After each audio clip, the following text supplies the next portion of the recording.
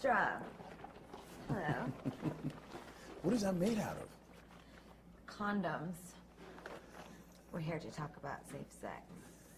You're back to Mac for the second year for the Viva Glam campaign. Well, the first year working with Cindy was a tremendous experience, and I've always been a huge fan and lover of MAC and their campaigns, as particularly the Viva Glam campaign. We raised $34 million last year, which was the biggest year that MAC ever had for this particular campaign. Wow. And this year we want to raise $50 million to save lives all over the world. And tell me, why is this campaign so important to you personally? Well, I always say I don't want to make money, I want to make a difference. So MAC embodies everything that I believe in as a woman and as an artist. They've always put people that are so different from so many different walks of life and lifestyles as the faces of their brand, of their lifestyle. I don't even like the word brand when I talk about MAC, I like the word lifestyle. And what makes them so different with this campaign in particular is this $14.50 lipstick. 100% of the money made selling these lipsticks goes to the MAC AIDS Fund and goes to saving lives around the world, which makes them the only charity that does that. The hatched ideal, or the egg arrival, or the vessel arrival? I did. Yeah? I come up with everything I do. You guys don't know that by now? I'm a lunatic. And what's the meaning behind it? Did you talk about the meaning at all? I don't want to explain the meaning behind it. It was a performance art piece that I take a lot of pride in, and I think the world should just analyze it and decode it for themselves. Wow. Now, the single's the first time ever simultaneously in all 24. Ooh. In 24 hours.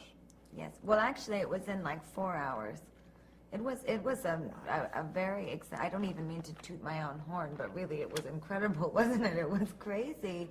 Wow. I'm so humbled and grateful, and I knew it was going to be the song. Because there's a lot of great songs on this album, but that song, I said, something's going to happen, and I know that this is going to like really set off some sort of explosion all around the world, and it did. It's the positivity of the message. And in your acceptance speech, you mentioned Whitney. You said that you thought about her when you were writing it, or thought about her singing. Has she reached out to you? Have you heard anything from her since you made I those don't like comments? to talk about my personal relationships with other singers and celebrities because they are so private and sacred to me. But what I will say is that female empowerment can change your life. And that's why I every day am now sort of recognizing my position as a role model, whether I like it or not, to young people. And I want to set a great example. I want to be an empowering force and transition now into a place of positivity and light and joy. And with the MAC AIDS Fund, the discussion of safe sex and the discussion of protecting yourself and the discussion of AIDS and HIV, it's this kind of not so mainstream thing. It's this sort of taboo thing. People are ashamed to say that they've got tested, or the stigma around going, well, why are you going to get tested? Are you afraid you have AIDS? Do you have unprotected sex?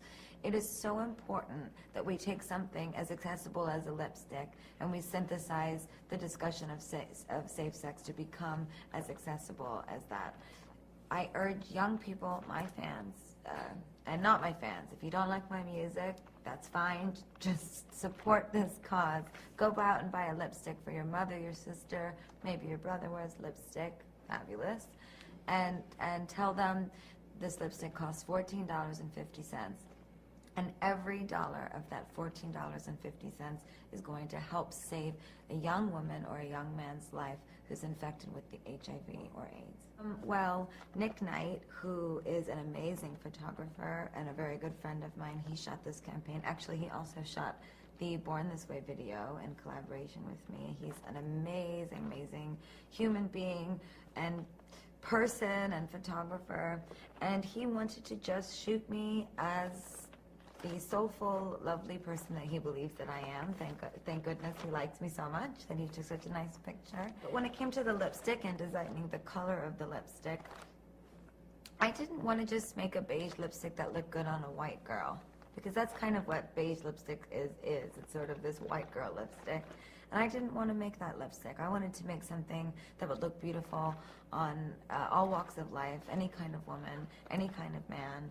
And it's a very fashionable color. It's a little bit warmer than usual sort of taupe beigey tones. So I'm very proud of it, and I hope that all of the makeup lovers out there love it enough to buy it and to support people all over the world who are in need. You know, whether you realize it or not, since 1985, the number of women that have been infected with AIDS over the year has tripled.